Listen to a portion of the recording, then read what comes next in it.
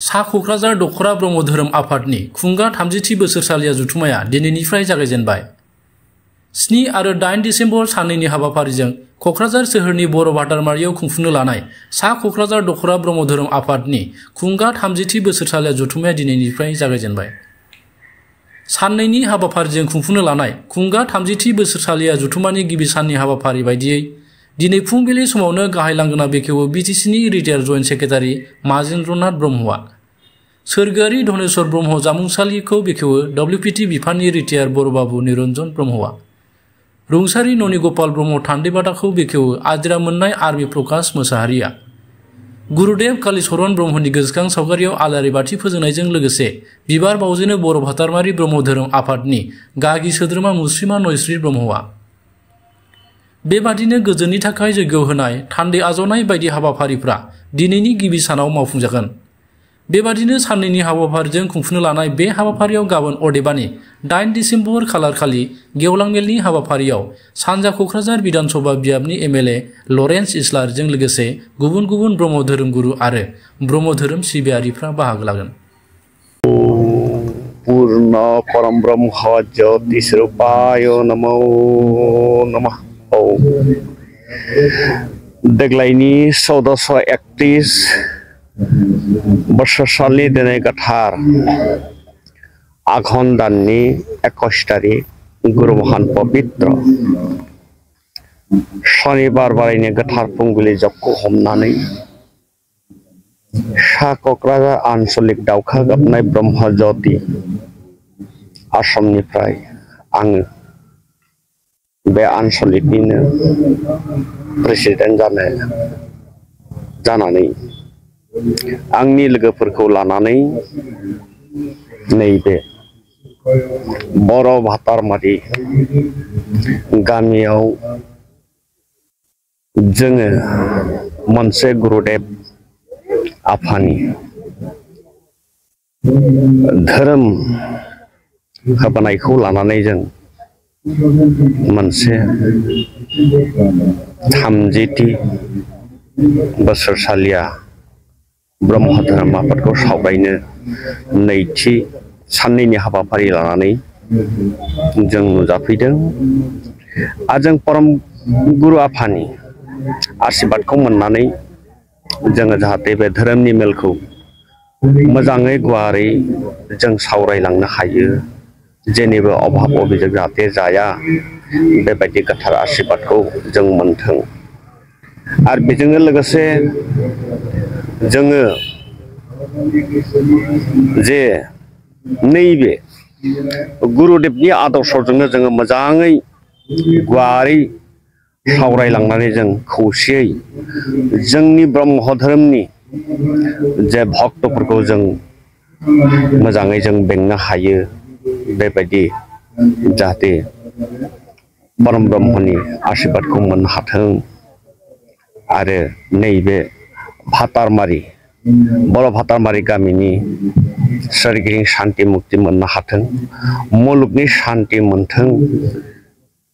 जोङो दिनैनि बे सेथि हाबाफारियाव जोङो मावबोबाय। नैबे गेटखौ बेखेवदों जोंहा बाबा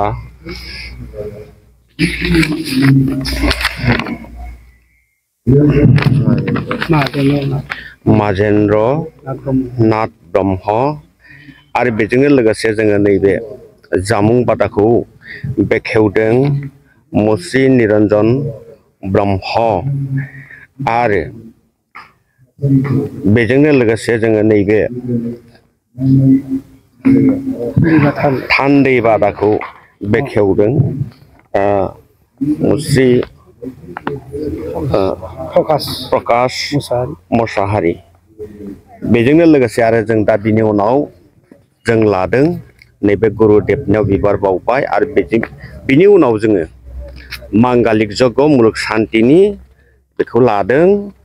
आरो बिनि उनाव जोङो 9-11 रिंगायाव जोङो जामुं जानाय, बिनि उनाव 1:30 रिंगायाव जोङो थान्दै आजावनाय आरो बिनि उनाव जोङो मोनाबिलिनि 4 रिंगायाव जों मांगालिक जग्य होबावगोन दैदेनगोन मुस्रि थानेश्वर बसुमतारी हेफाजाबगिरि मुस्रि ब्रजेन ब्रह्म पुरहित मोनाबिलि 5 रिंगायाव थान्दै मेल बेखेवगोन मुस्रि पनिन्द्र मुस्रि मासिगिरि पनिन्द्र ब्रह्म आफादगिरि थान्दै मेलखौ बेखेवगिरि डक्टर रूपम कुमार ब्रह्म आफादगिरि मोनाबिलि 10 रिंगायाव जामुं जानाय दिनैनि हाबाफारिया एसेखिनि आरो गाबोननि नैथि हाबाफारियाव दङ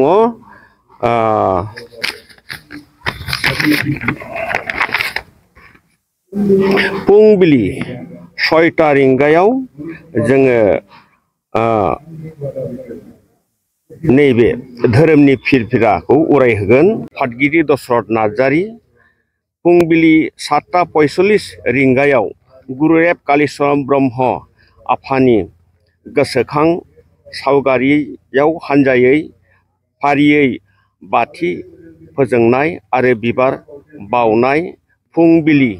8 रिंगायाव खोन्दो गैयै जग्य होगोन अर फोजोंगोन अधिष्ठाता रकेट बसुमतारी बोसोनगिरि सा क'क्राझार दखरा ब्रह्म धोरोम आफाद हेफाजाबगिरि मुस्रि दिगेन ब्रह्म पुरहित सा क'क्राझार दखरा ब्रह्म धोरोम आफाद मुस्रि श्रीश्वर ब्रह्म पुरहित बेबो सा क'क्राझार दखरा ब्रह्म धोरोम आफाद दिखा होनाय दिखागिरि अधिष्ठाता रकेट बसुमतारी मुस्रि फुंनि 10 रिंगा साननि जामुं जानाय फुंनि 11 रिंगा गेवलां मेल मासिगिरि मुस्रि दशरथ नार्जारी आफादगिरि सा क'क्राझार ब्रह्म धोरोम आफाद मेल बेखेवगिरि मुस्रि बिवेकानन्द ब्रह्म बेयो माबा जाबायलै बाबा आचार्य बुद्धदेव नार्जारी गाहाय आलासि बिवेकानन्द ब्रह्म गुरुदेव कालीचरण ब्रह्म आफानि जिउ जारिमिन सुंद'यै बुंथिगिरि मुस्रि निगेन्द्र मोसाहारी बोसोनगिरि सा क'क्राझार ब्रह्म धोरोम आफाद